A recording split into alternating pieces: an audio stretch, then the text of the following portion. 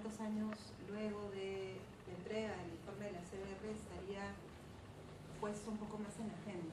Sin embargo, cuando empezamos a hacer esta investigación, nos dimos con la no muy grata sorpresa de que no es, pese a que existe como un tema que está mandado en el DCN, indicado en el DCN, en el Destino Curricular Nacional, no es un tema que todavía se sepa cómo abordar en el aula. Entonces, la presentación que he preparado tiene dos partes. Una primera en la que les cuento qué es lo que encontramos en estos estudios que hicimos, lo cual contextualiza un poco la pregunta que nos reúne, que es cómo abordarlo en el aula. Y cuando pensamos en el aula, pensemos en un aula en un sentido muy amplio. Pensemos en procesos de integración artística, en procesos de formación docente, a nivel de la gestión ministerial, etc. Digamos, yo quería partir de una definición mínima de ciudadanía. Inés C. López plantea que en Ciudadanos Reales e Imaginarios, que la mínima noción de ciudadanía que debiera haber es como digamos, el ciudadano como un individuo, comunidad de individuos con derechos garantizados por el Estado y con las responsabilidades políticas frente al Estado. Eso es lo mínimo que podemos pensar cuando hablamos de ciudadanía. Hablar del conflicto armado interno y hablar de ciudadanía es lo mismo. ¿Por qué? Porque el conflicto armado interno pone en evidencia que el Perú es un país fracturado a nivel de ciudadanía. No solamente por el alcance que tuvo este conflicto, sino por la naturaleza de las víctimas. La naturaleza de las víctimas del conflicto armado fueron principalmente campesinos, pobres, quechohablantes, de comunidades rurales. Y eso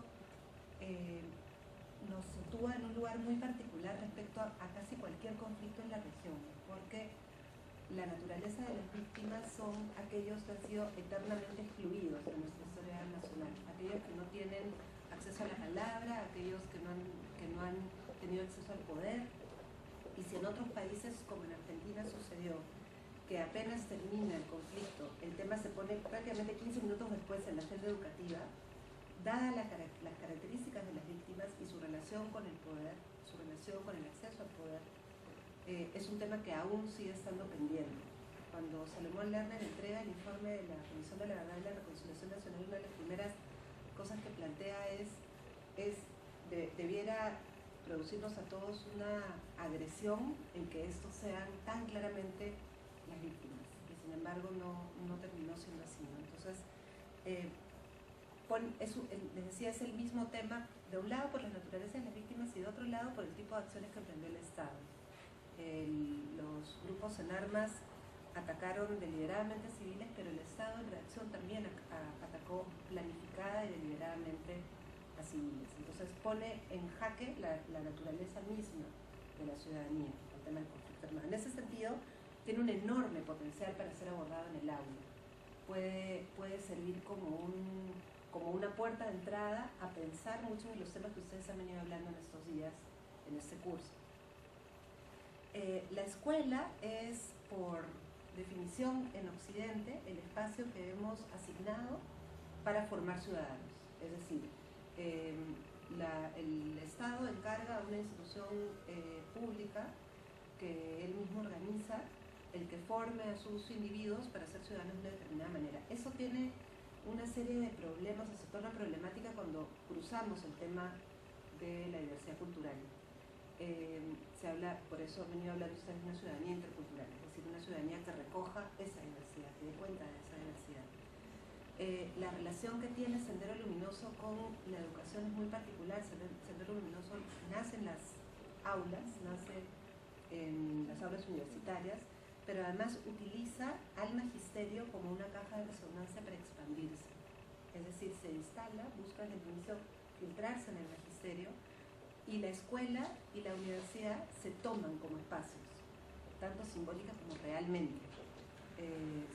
La escuela fue utilizada por Sendero y por el Estado para diversas acciones, desde para guardar armas, hasta para sacar potenciales soldados, hasta para tener militantes, etc. Y eso también particulariza nuestro conflicto armado. El rol que tuvo el magisterio y la escuela como espacio fue muy distinto a cualquier otra región o a cualquier otro conflicto en el mundo. Los docentes en ese sentido no fueron neutrales ante el conflicto armado, estuvieron en ambos lados en ambos bandos, fueron víctimas, fueron perpetradores.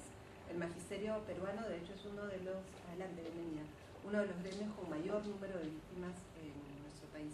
¿Está bien la luz? No sé, no les da un poco de sueño con cómo prender de repente, porque está bien. No sé por los dedos tapados, no sé por qué. Así que si estoy hablando muy bajito, me avisa. Estas fotos a mí me indican muy claramente la naturaleza de este conflicto, ¿no? En la representación simbólica que había. ¿Quiere el micro o se escucha bien desde el fondo? ¿Se escucha bien? Sí, entonces está bien.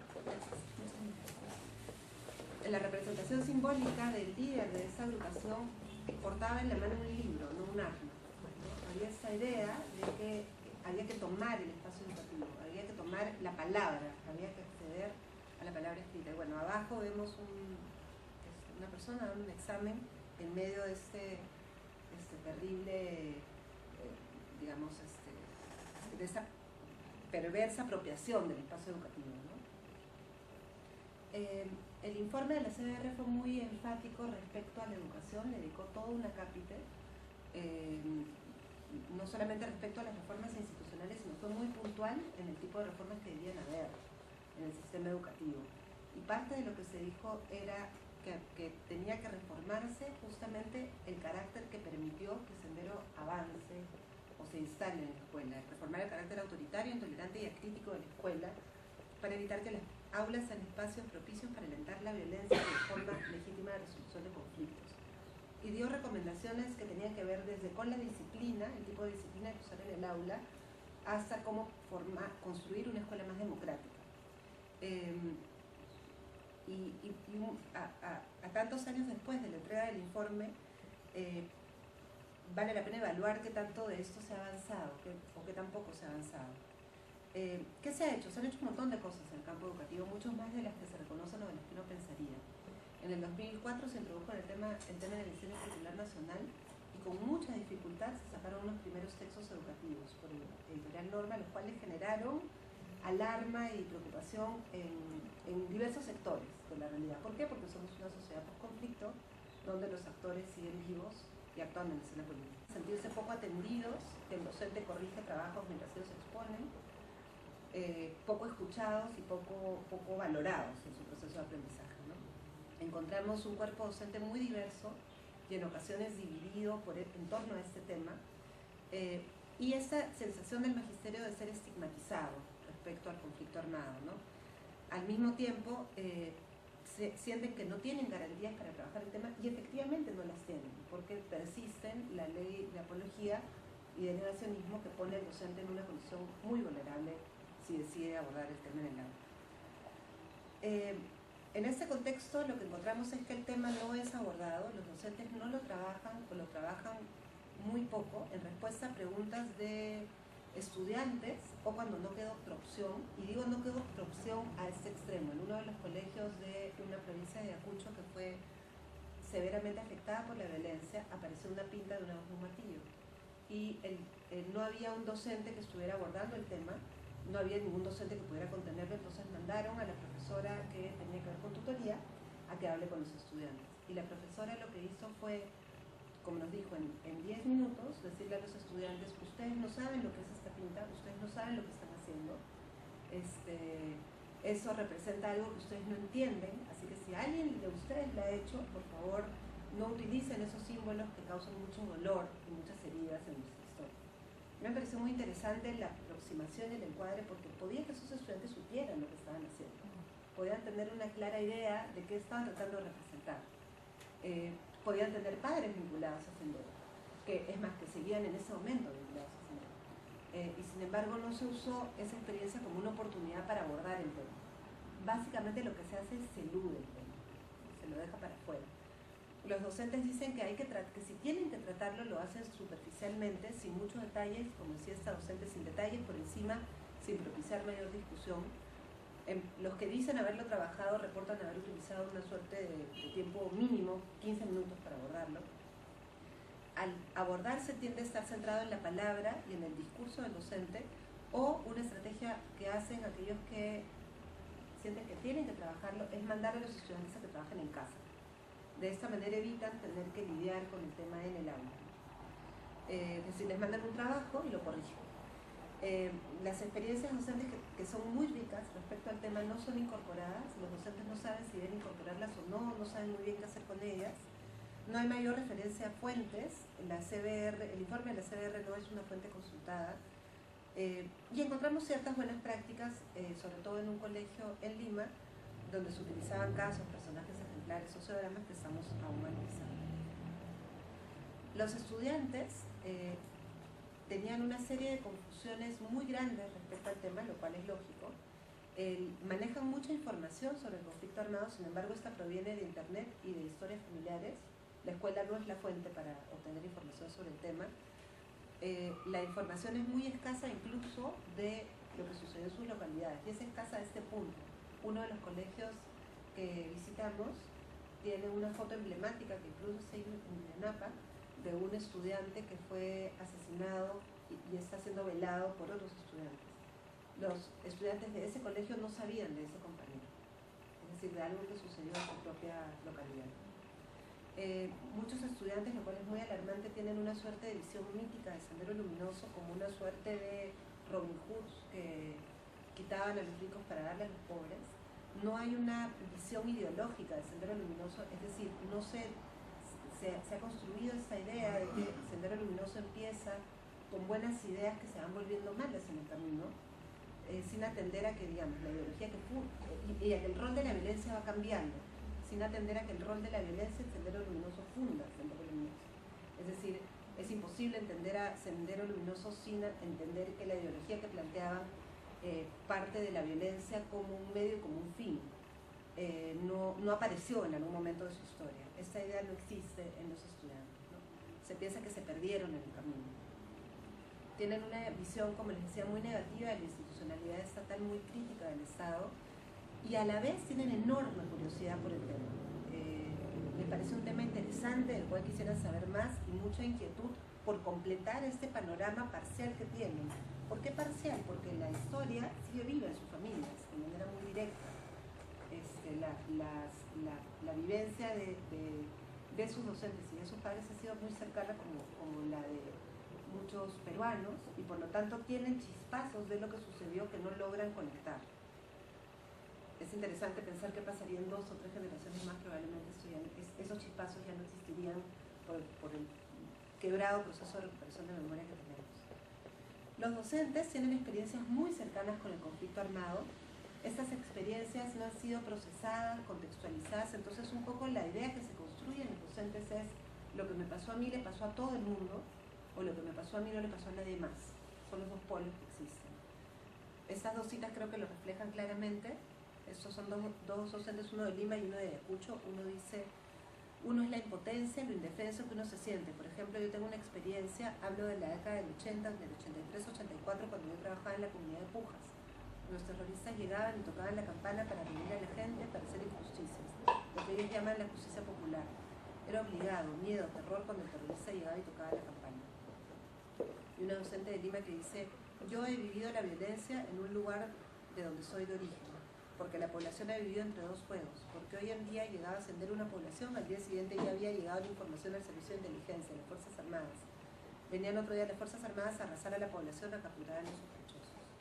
Y historias de enorme heroísmo vinculadas a la escuela, docentes que mueven la escuela al monte para seguir enseñando a sus alumnos y organizan un sistema de campanas de modo que los estudiantes tengan al día siguiente donde volver, aún si venía campanas en el sentido de alguien que daba la alerta si venía Sendero o el Estado, y teniendo un lugar a donde huir y dándole a los estudiantes un lugar a donde volver al día siguiente. Docentes que han sido torturados, docentes que han sido víctimas, docentes que han estado en las filas de Sendero Luminoso, y que apenas se toca el tema, digamos, fueron muy abiertos a encontrar estas historias. He puesto 2 que no les quiten el sueño, porque hay algunas que son bastante más de terror. Los docentes reportan que muchos de los problemas que ellos identifican en sus comunidades de alcoholismo, de violencia física y sexual, paranoia, signos de trauma, son consecuencias de esta guerra. Ellos incluso señalan, es mucho más fácil hablar para los docentes. Enuncian claramente que las acciones del Estado no fueron excesos, que fueron acciones organizadas y programadas, hay una mirada crítica en Lima y mucho más crítica en Ayacucho respecto al rol del Estado. Respecto a Sendero Luminoso hay una mirada mucho más concesiva en Ayacucho que en Lima, y hay en ambos casos un vacío respecto al rol que tuvo la ideología en el nacimiento del Sendero Luminoso. El magisterio se presenta de manera muy compleja. Un docente decía de manera muy simbólica que el magisterio era como los judíos de la Segunda Guerra Mundial respecto a ese conflicto, es decir, que habían sido las víctimas de ambos bandos. Hay la sensación, reconocen haber tenido un rol y reconocen haber sido utilizados por ambos grupos, o se identifican como habiendo sido usados por ambos grupos. Y respecto a la CBR hay una relación de amor-odio muy fuerte.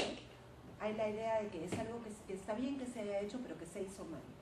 Y hay una concepción confusa de fondo. No se entiende el informe de la CBR como un informe, producto de una investigación, que por su propia naturaleza, al ser una investigación, está destinada a completarse. La frase que más aparece respecto al informe de la CBR es está incompleto. Entonces decíamos, sí, pero ustedes son docentes, ustedes son profesionales de la educación que han hecho una tesis, que han hecho una investigación. Ustedes saben que una investigación está destinada a morir, está destinada a que otros se paren sobre esa investigación y hagan más investigaciones. Sin embargo, no había manera de entender eso como un proceso que continúa. Decían, tal caso no aparece en el informe de la CBR, entonces está incompleto. Y al mismo tiempo descubrimos que ninguno de los docentes que participaron había leído ni siquiera el índice del informe de la CBR. Ni siquiera los que habían venido recientemente en un colegio de Lima de una capacitación sobre cómo utilizar, sobre el trabajo de derechos humanos. Les pusimos el índice del informe de la CBR y hubo una grata sorpresa respecto a la diversidad de los comisionados, a la diversidad de casos. El conflicto cognitivo se hacía visible en los docentes, diciendo, esto no me lo esperaba, qué curioso, qué interesante. Entonces habían evangélicos, entonces habían futuristas, entonces habían, esta matanza estaba puesta, etcétera, etcétera. Entonces hay tanto prejuicio respecto al trabajo que realizó la CBR y tanta distancia, tan mediáticamente reiterada además, que el docente lo descarta antes de conocerlo. Aprendimos mucho de este segundo estudio. Aprendimos que, dado un clima de apertura, contenedor, de seguridad, los docentes llegan a niveles de reflexión muy profundos, cambian ideas muy arraigadas respecto al conflicto armado, muy desde su experiencia, muy dolorosas y muy difíciles de cambiar con mucha naturalidad. En la evaluación posterior que hicimos tanto del taller como en entrevistas individuales, habían apreciado sobre todo el espacio para hablar y la posibilidad de cuestionarse, de replantearse, y compartían con mucho entusiasmo las cosas nuevas que estaban pensando en torno al tema.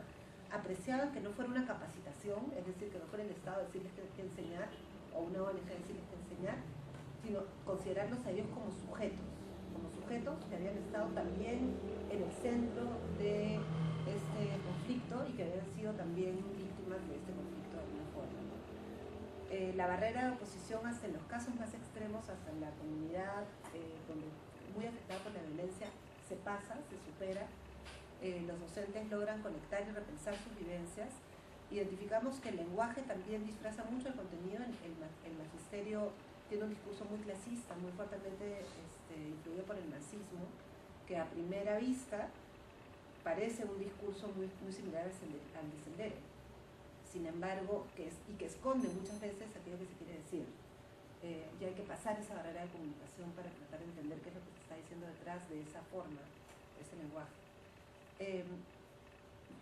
Lo que básicamente concluimos es esta enorme necesidad de una política que permita situar al docente en el centro del trabajo y no simplemente instrumentalizarlo como un agente que debe trabajar el tema, ¿no? Digamos, de estos dos estudios hemos encontrado muchísimos retos. Estamos en un enorme riesgo de que la historia se repita, y suena alarmante, y bueno, es alarmante, ¿no? Si no entendemos la relación entre el Sendero Luminoso y el uso de la violencia, estamos en problemas. Si nuestros estudiantes creen que son Robin Hoods, estamos en problemas. Si nuestros docentes lo creen, también estamos en mayores problemas aún. El tema sigue en disputa y hay una enorme necesidad política de memoria para abordar el tema. Hay que cuestionar la ley de apología y negacionismo, porque pone a los docentes en una situación absurda donde hablar del tema puede ser exacto, es ridículo.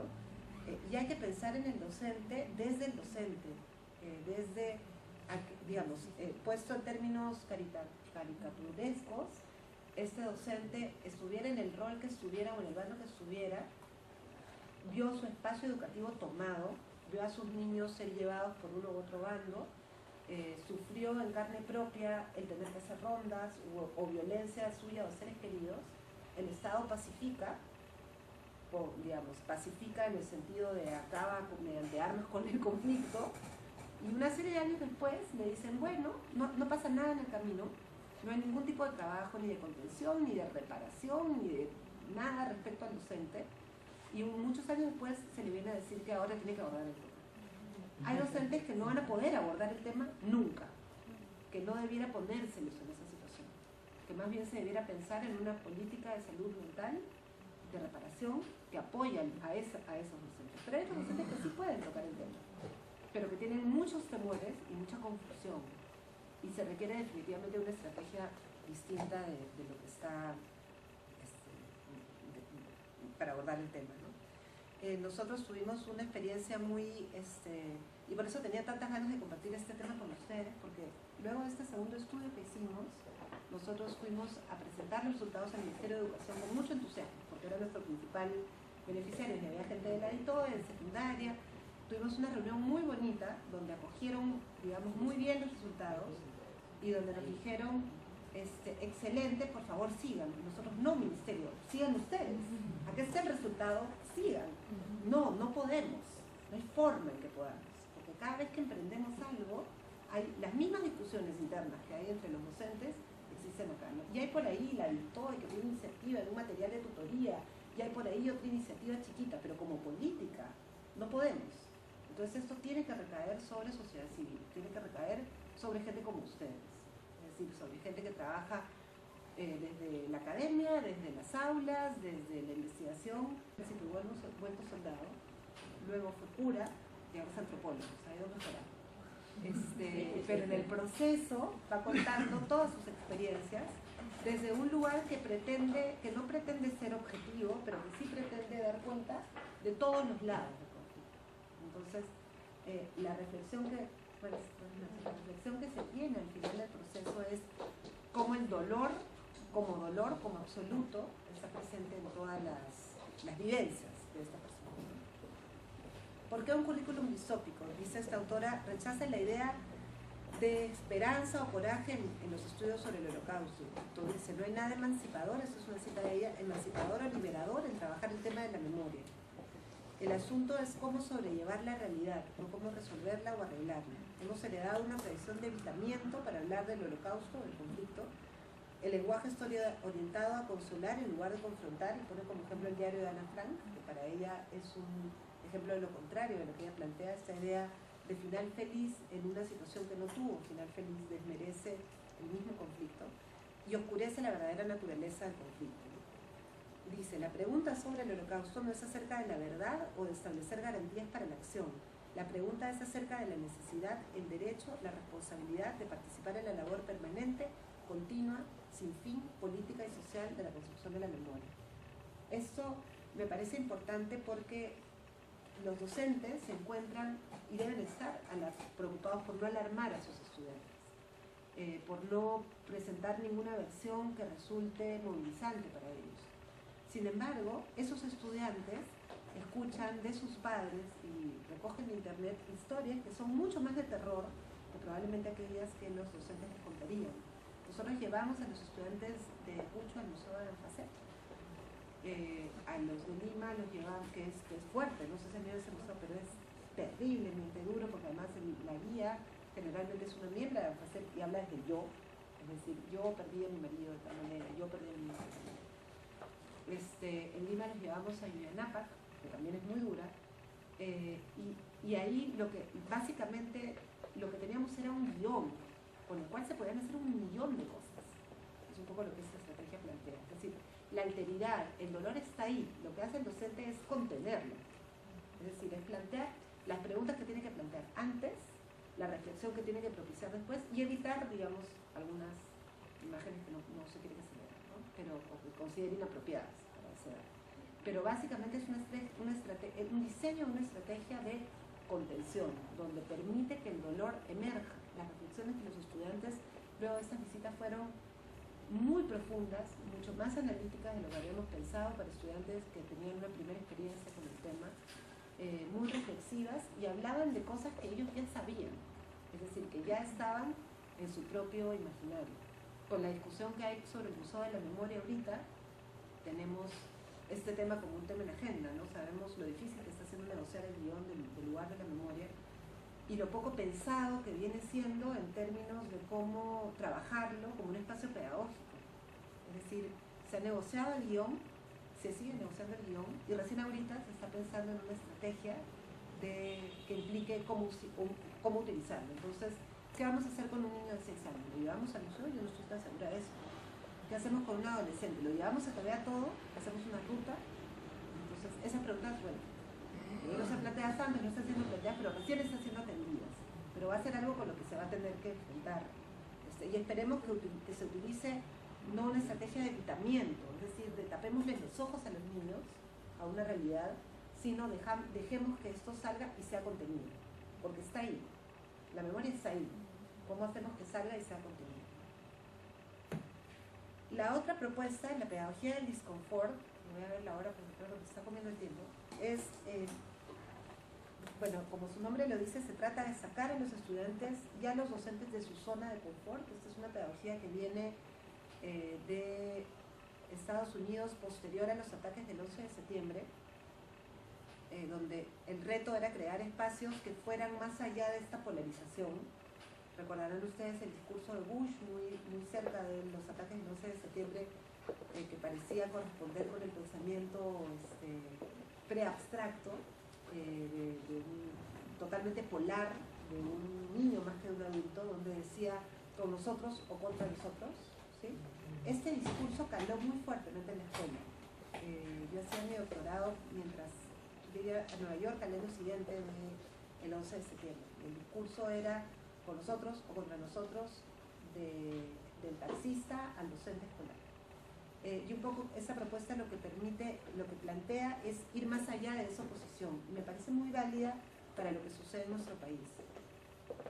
La pedagogía del disconfort lo que plantea es acompañar a los estudiantes a salir de su zona de confort, identificando contradicciones, ambigüedades éticas, diferencias morales que no ven. Recoge de Freire o de Paulo Freire, que seguramente lo conocen, o de Giroux, el currículum crítico, con un fin libertario, y la idea es poner a los estudiantes en situaciones que los hagan cuestionarse más allá de aquello que saben.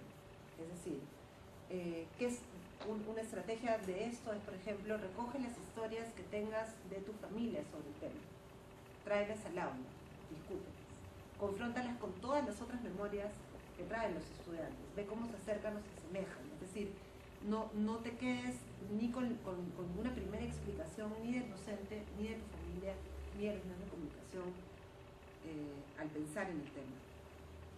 Y bueno, el marco de todo esto es la educación democrática, con la cual seguramente estamos todos familiarizados, con un deseo que no termina de llegar en nuestro país, donde la institución educativa se entiende como una comunidad de aprendices, donde la democracia es un proceso que apunta a formar ciudadanos activos y participativos, y que implica todo esto, de lo cual habló también la CBR como un marco para poder abordar el tema.